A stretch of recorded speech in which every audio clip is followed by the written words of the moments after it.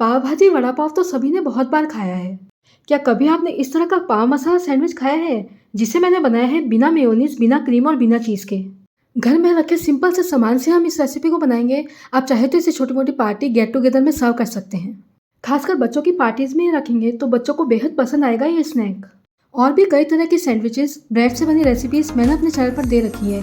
Link मैं ऊपर I button और डिस्क्रिप्शन बॉक्स में दे दूंगी। रेसिपी को शुरू करने से पहले welcome to JS cooking corner. और जो लोग चैनल पर नए हैं तो चैनल को सब्सक्राइब करना ना भूलें, जहां आपको मिलेगा स्वाद जो हमेशा रहे यहाँ। तो पाव मसाला सैंडविच हम बनाएंगे इस तरह के लोहे के तवे पे। आप कोई नॉनस्टिक तवा भी यूज़ कर सकते हैं। 1 चम्मच मैं यहाँ पे डाल रही हूँ घी। अगर आपको बटर पसंद है तो आप यहाँ पे घी की जगह बटर यूज़ कर सकते हैं। मैं घर के बेसिक से सामान से इस रेसिपी को बता रही हूँ, इसलिए मैंने यहाँ पे घी यूज़ किया है। घी को डालने के बाद इसे आपको अच्छे से एकदम मेल्ट होने देना है। और अब गैस की फ्लेम आपको स्लो कर देनी है जब घी आपका मेल्ट हो जाए। मैंने यहाँ पे ली है शेजवान चटनी। इसे मैंने घर पे बनाया है। इसकी रेसिपी मैंने अपने चैनल पर ऑलरेडी दे रखी है। लिंक मैं नीचे डिस्क्रिप्शन बॉक्स और ऊपर आई बटन पे दे दूंगी। तो 1 चम्मच मैंने यहाँ पे डाली है शेजवान चटनी और 1 चम्मच के करीब मैंने यहाँ पे डाली है बारीक कटी धनिया पत्ती। अब मैंने यहाँ पे इस तरह की लंबी वाली पाव ली है। अगर आपके पास गोल वाली पाव है तो उसे भी आप यूज़ कर सकते हैं। बस इस पाव को हमें हल्का सा सेक लेना है। शेजवान चटनी को हमें पाव के ऊपर अच्छे से लगा देना है। पाव को मैंने बीच में से इस तरह से कट कर लिया था। हल्के हाथों से आपको पाव को दबाकर अच्छे से सेक लेना है। अब पाव जब इस साइड से सिक जाए तब इसकी दूसरी साइड भी हमें इसे पलट देना है और इसे भी हमें सेक लेना है। ज़्यादा नहीं सेकना है, सिर्फ हल्का सा हम इसे सेकेंगे। सेकने से पाव में जो कच्चापन होता है वो आपको नहीं आएगा। तो बस अब इसे हम एक प्लेट में निकाल लेंगे।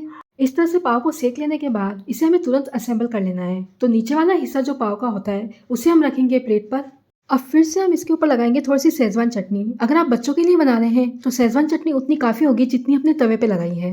अगर आपको थोड़ा स्पाइसी पसंद है तो दोबारा से आप इस तरह से पाव पर शेजवान चटनी लगा सकते हैं। अब इसी के साथ हम यहाँ पे लगाएंगे 1 से 1.5 चम्मच के करीब धनिया चटनी। ये जो धनिया की चटनी है जो सभी तरह के चाट, स्टार्टर, स्नैक्स के साथ खाई जाती है, इसकी रेसिपी मैंने अपने चैनल पर दे रखी है। लिंक मैं ऊपर आई बटन और डिस्क्रिप्शन बॉक्स में दे दूंगी। चटनी को इस तरह से हमें चारों तरफ फैला देना है। अब जो दूसरी वाली लेयर है पाव की, उसके ऊपर भी हमें इस तरह से धनिया की चटनी को लगा देना है और उसे भी हमें चारों तरफ फैला देना है। बिलीव कीजिए, ये जो मैं आपके साथ पाव मसाला सैंडविच की रेसिपी शेयर कर रही हूँ, आपको खाने में इतनी टेस्टी लगेगी कि आप दोबारा इसे बनाना पसंद करेंगे। अब ये जो पाव की लेयर है उसके ऊपर हम लगाएंगे थोड़े से क्यूकम्बर। लगभग 2 से 3 पीसेस में यहाँ पे रख रही हूँ गोल कट किए हुए क्यूकम्बर। इसी के साथ गोल गोल कट किए हुए प्याज भी मैं इसके ऊपर रख रही हूँ। ज़्यादा सामान इसके अंदर नहीं आएगा क्योंकि पाव हमारी छोटी होती है। प्याज और खीरे को मैंने इस तरह से गोल गोल कट किया है। आप चाहे तो लंबे लंबे पीसेस में भी इसे कट कर सकते हैं। इसी के साथ मैं यहाँ पे डाल रही हूँ थोड़ी सी गाजर, जिससे बहुत ही अमेजिंग फ्लेवर आएगा।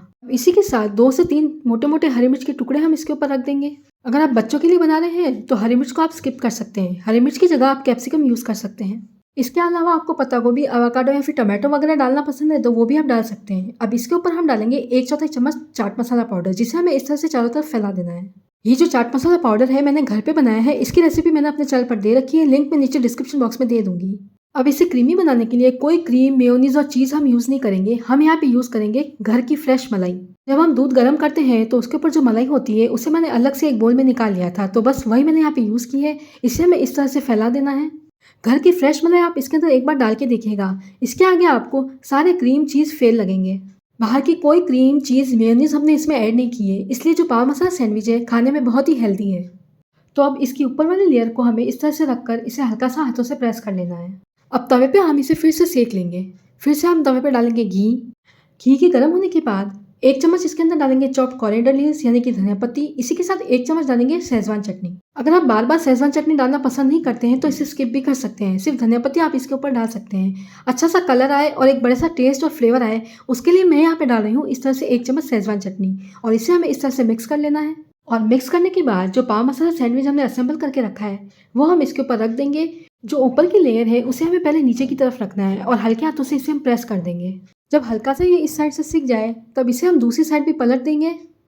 इस तरह से सेकने से आपका जो पाव मसाला सैंडविच है खाने में एकदम गर्मा गर्म लगेगा। इस पाव मसाला सैंडविच को आपको तवे पर इस तरह से चारों तरफ घुमा देना है ताकि जो शेजवान चटनी और धनिया पत्ती हमने ऐड की है वो इसके ऊपर एकदम अच्छे से लग जाए।